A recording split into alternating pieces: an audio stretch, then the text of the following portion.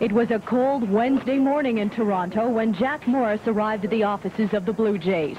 Inside, he and his two agents shared a joke as they waited for the elevator. I wore patched up jeans and acted like I was poor. After 2.5 hours of negotiations, the two groups separated. Morris returned almost 3 hours later for round 2. Are you close to being a Blue Jay? I'll let you know when I'm done.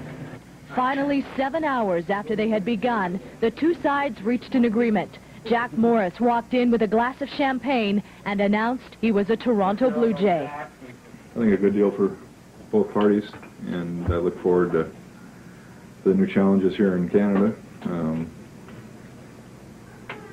I'm excited about the possibility of winning another World Series here.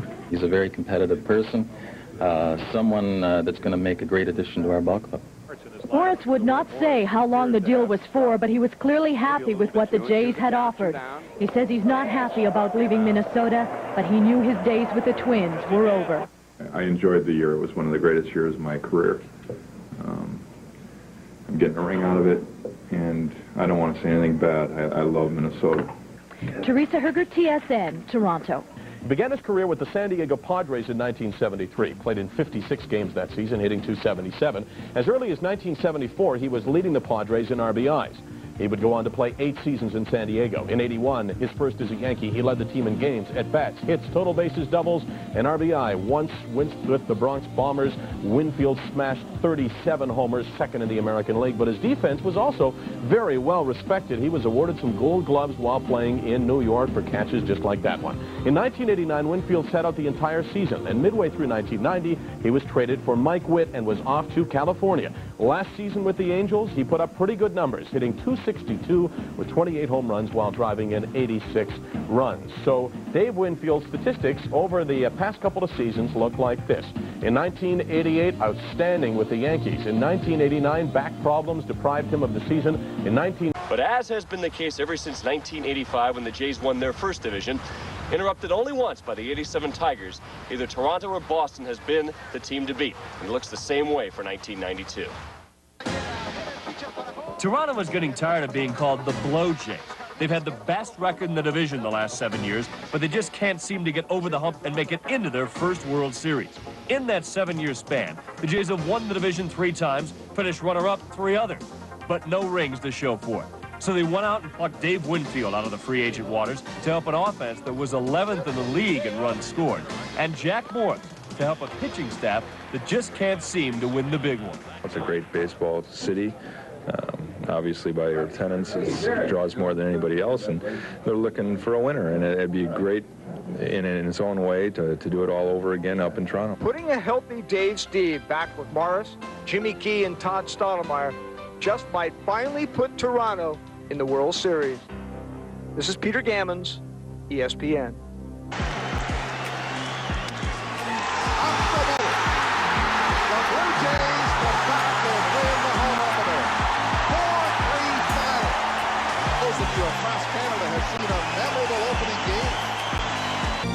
The Blue Jays were already loaded with talent. Slugger Joe Carter leading the attack, and Roberto Alomar may be baseball's finest all-round player. But now the Blue Jays are even stronger. The 40-year-old Dave Winfield hitting .351. And Jack Morris has come to town, the great clutch pitcher, already with 3 wins. It could be possible. That's a drive deep down the right field line. If it's fair, it's gone. Into the second deck, and Kansas City is ahead 2-0. Break up the Royals. For something down and in, I would think. Right there, but he hits it. Down the right field line, and that's going to bring both runs home. Coming in to score is Miller. McCray right behind him, and Wally Joyner's into second, and the Kansas City Royals have begun to break it open. Kansas City 5, Toronto 0. 22, so there's a shot by Brian McCray, who earlier had a home run. This is way back there, and this one is up against the wall. Miller will score, and McCray is into second, holding with a stand-up double. And there's his third hit. McCray to third being waved home. Here comes Maldonado's throw. Cut off. The throw back to first. Now they've got Jeffries hung up. Olerud to Kent. To Olerud. This looks more like Gruber's there. 2-1 the count to George. He Whacks that one into left center field, into the alleyway. This one will go to the wall. Scoring easily is Joyner and George Brett. But you can take the oxygen for the Sky Dome. There's a drive to left field, deep off the bat of Miller, and that one is a home run. The only thing that he had not done tonight. Well, he is 4 for 4. Top of the 7th, game tied at 1. Dan Pasqua driving one off the wall and right. Robin Ventura beats the throw.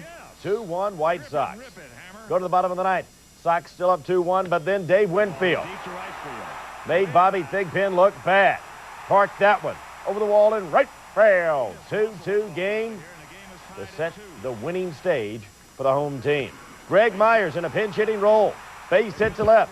Kelly Gruber, who scored the game-winning run yesterday, scores that game-winning run on this Sunday. Save! And the Jays are too, as they add to the misery of the White Jays. That is Kent Herbeck, and that is history. A monster shot. Upper deck. It's a 1-1 game in the 2nd.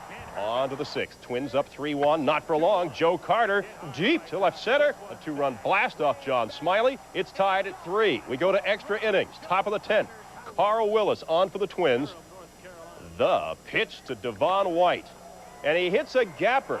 Shane Mack dives. No, it gets past Kirby Puckett all the way to the wall. And with White's speed, it's an easy inside the park home run.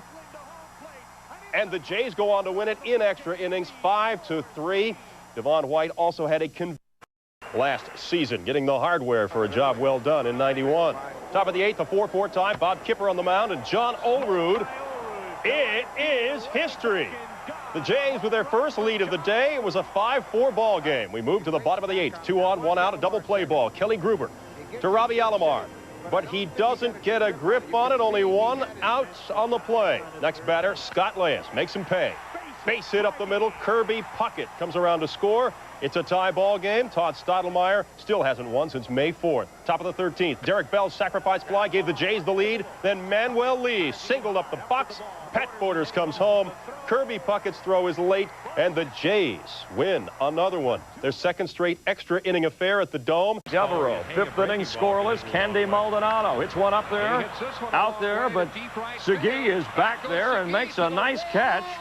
And let's see what the judges give him. 8s mostly. There's a 10 or 2 in there. Still scoreless in the 6th. Joe Carter crushes this one. It looks like it's a sure home run, but watch Mike Devereaux leap up, go back, and make the catch, and it's 10s all around. It's worth another look, and that is definitely worth a wow. What a catch. Maybe the catch of the year from Devereaux. Still scoreless, though, and the O's try to find a way to win it. Cal Ripken keeping that hitting streak going. Gets Brady Anderson home to make it 1-0, and Rick Sutcliffe tells Manuel Lee, you're not too good. Sutcliffe went 8, struck out 4, and the Orioles win it. Greg Olson came in, had that. Blue Jays facing Ben McDonald, sends this one deep to left. Brady Anderson has to go way back on the ball. He's playing in off the top of the wall. It drops in for a double. 4-0 Jays. Bottom of the 3rd, still 4-zip. Brady Anderson at the plate. What a year he's had. This home run off Jack Morris, number 10 for Brady Anderson, as the fans out there by the barbecue start going after the ball. 4-1. Anderson with the glove as well. In the 5th, Roberto Alomar trying for the home run. And Brady is back on the ball, at the wall, leaps up and robs him of a homer. Tom Hankey on in relief, 4-3 in the 9th. McLemore trying to steal. Pat Borders guns him out. McLemore disagrees. Cal Ripken Sr. comes in. He disagrees. Ripken gets tossed out of the game, and Toronto wins it 4-3. More on him later, but they wouldn't need much relief. Tim Leary pitched well, but made one big mistake. This pitch in the 2nd to Candy Maldonado. That is only the 6th time anyone has reached the center field bleachers since they reconfigured Yankee Stadium. 451 feet. That's one of the top 5 longest home runs of the season. But Maldonado wasn't through. He rips this blast in the left field corner. Mel Hall corners it, and here comes John Olerud. Stankiewicz, the relay. But Olerud beats it before Noakes throws out Maldonado with 3rd, but he got the job done, breaking a 1-all tie, giving Juan Guzman the lead. And Guzman was sharp. Great pitch there. Deion James had no chance. Through 7, he struck out 6 and allowed 1 run. facing John Olerud, one of Detroit's 3 double plays as he hits into this one, and the Tigers turn at top of the 6th. The Jays had a 2-1 lead. Jimmy Key facing Cecil Fielder. It's up there, it's out there, and it's still in there, but long enough to drive home a run as Travis Fryman scores. 2-0. Then Mickey Tettleton on a line. He gets this out in a hurry. He had 2 hits, drove in 3. That made it 4-2, his 15th homer. Bottom of the 9th, 4-3 Tigers. Mike Henneman again against John Olerud. And nice play, Tony Phillips, to get him as the Tigers play the good D and win it 4-3. Gullickson wins his 8th. The Jays have lost 3 of 4. Dicker walk to get to Travis Fryman, who hits one up there and in the left field gap there for a 3-run triple. 5-0 Detroit. And Steve looking for a place to hide.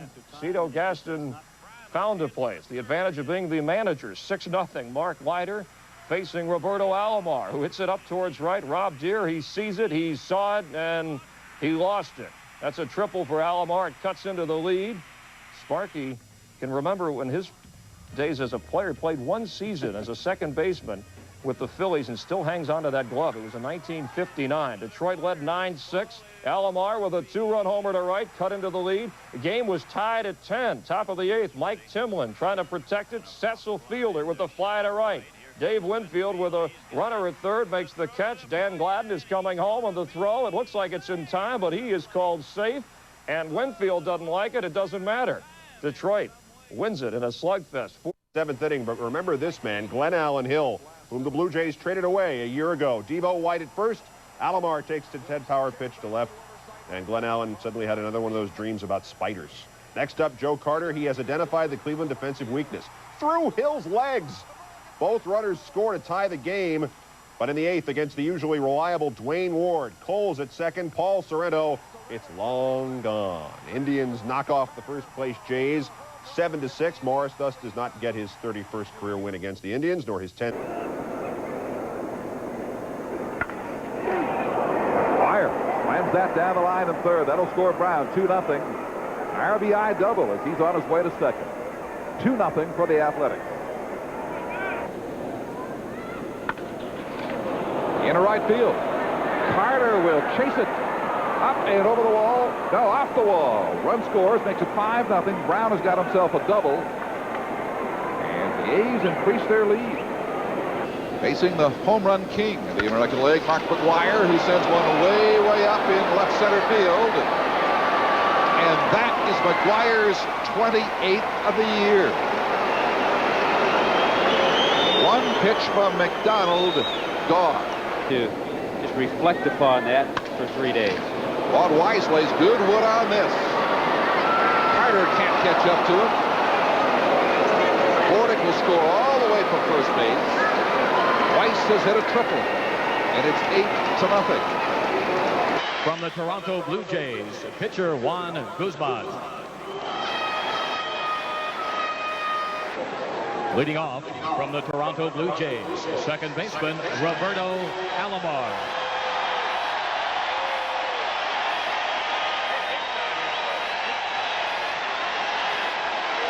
From the Toronto Blue Jays, right fielder Joe Carter.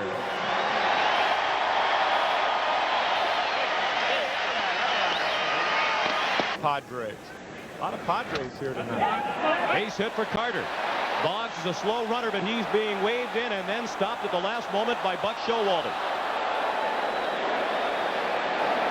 And it's a good thing for the American League that Boggs was stopped. He starts the second with a looping base hit into right center. In defense of Tom Glavine, very few of these base hits have been rockets. Alomar with a great jump. And the high throw goes into center field. Alomar remains at second. It's a stolen base, and now you hear some boos. He's retiring after this season. Carter with a little looper and a base hit. And Alomar does indeed come home. And a Toronto Blue Jay has driven in a run for the first time in All-Star competition. Joe Carter 2 for 2. Foreign players, as Tim mentioned, and that is the second highest All-Star total in history. Sandberg strikes out for the first out of the inning. Well, And a quality list.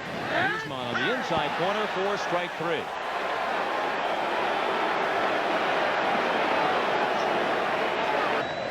The 1-0. Fastball popped up. Boggs drifts over, checks the stands, and makes the play. The National League leaves them loaded and disappoints the folks here in San Diego in the process.